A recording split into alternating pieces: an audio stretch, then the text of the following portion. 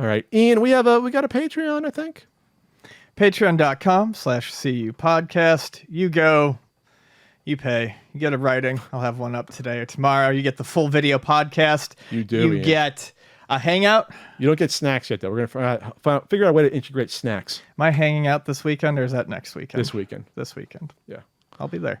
And we do these Patreon poll topics.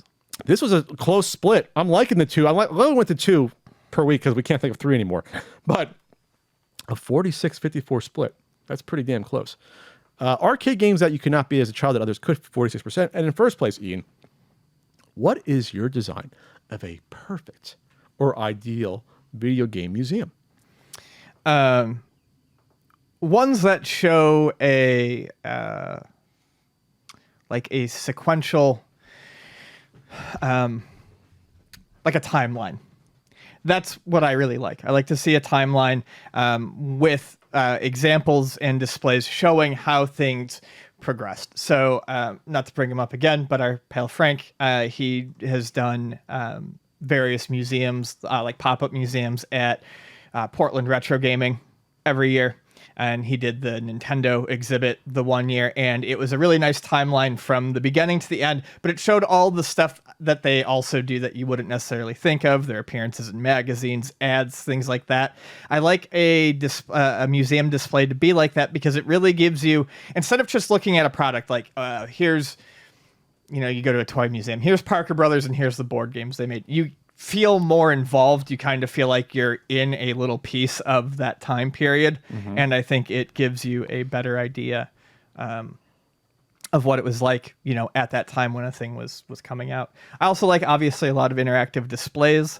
And I love box art. Again, and I think this one was set up, this was also at Portland Retro Gaming. I believe John Hancock set up this point, but he had like all the Atari boxes in clear cases, and they were hallways essentially that you could walk through, and you could see the front and that was back. Rich Weiss's, I believe. John did the Nintendo. Oh, John did the Nintendo. You're right. Yes, so I really like that. I love like the packaging in box art and stuff like that. And that's stuff that I have no interest in personally collecting because it takes up a lot of space, but I like to look at that stuff. So that's something that I would go out of my way to go to a museum to check out and see because I like it, but I'm never going to buy anything like that for myself. Yeah, the National Video Game Museum is the one that like I got to hit because they have something like that. They have like some presentation. Here's like the 1980s living room. Here's gaming in the late 70s, the shag carpet, They have like teaching about you want to learn about how people played at the time. So to me, a museum experience isn't just, well, here's all shit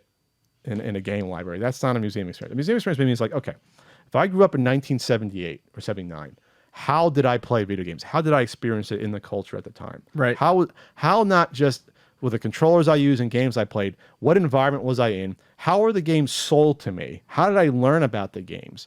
And how did the culture, come about?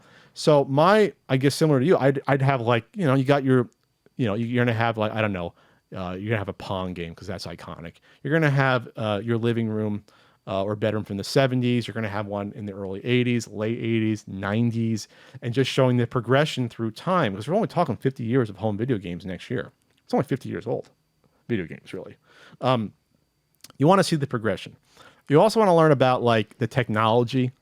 I think that's something that the Video Game History Museum, I believe they have like things about the different, like, oh, here's like how sound design was used and things like that. You want interactive things like, okay, yes. Well, how did Super Mario Brothers sound, in '85 versus the Super Nintendo, like the evolution of the art, basically. Mm-hmm. I'd love to see like exhibits like that as well. You got to have, I think they have like, you have to have like a mini classic, arcade setup. You have to have like a room. I'm not saying it has to be big. Like, show me like a mock arcade. That's a big part of video game history. Like, mine would have to have like an arcade via 1982 or 83. Like, you have to have something. Yeah, you've got to have something set up like that. You have to have something like that.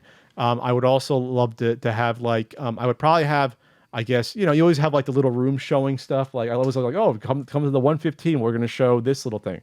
Like mini documentaries about like, here's the story of the Nintendo getting into bed with Sony for the Nintendo PlayStation, like things like that. So you have to flavor it around things like that. But I think putting the controllers in kids' hands to be like, oh, okay, in the future when it's all VR or it's like a freaking chip in your head, how did Grandpa play, a Super Nintendo? And you're like, okay, well, go into the bedroom, get a controller, it's under the glass or whatever. You fire it up and you play it, and you look around like, wow, I'm experiencing it. Because like when I would go to my parents dragged me to all the freaking Williamsburg things and God, Jockey Hollow, and like you learn how people lived with that stuff. It's not just wow, here's a butter churning device, or no, you saw someone someone dressed like that using the butter churner. Yes, and they would explain to you, this is me churning the butter for this, and like that's how you kind of get a feeler. Oh, this is how people lived.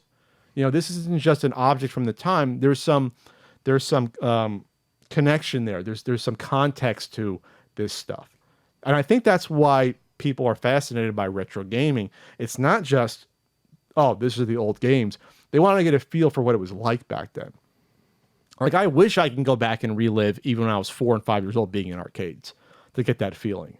Like that actual nostalgia feeling of you're in the arcade, like you can't bottle that and just like, you can't do that. So this is the closest thing to that. It's like, okay, I'm stepping into a time warp for a bit. And that to me is the best sort of museum experience is that. I see. Did I leave any air for you to follow up on any of that or no? I started with it and you ran on, so I think that's pretty good. You were Wally Backman setting the table for me, Daryl Strawberry, Yeah. knock you in there.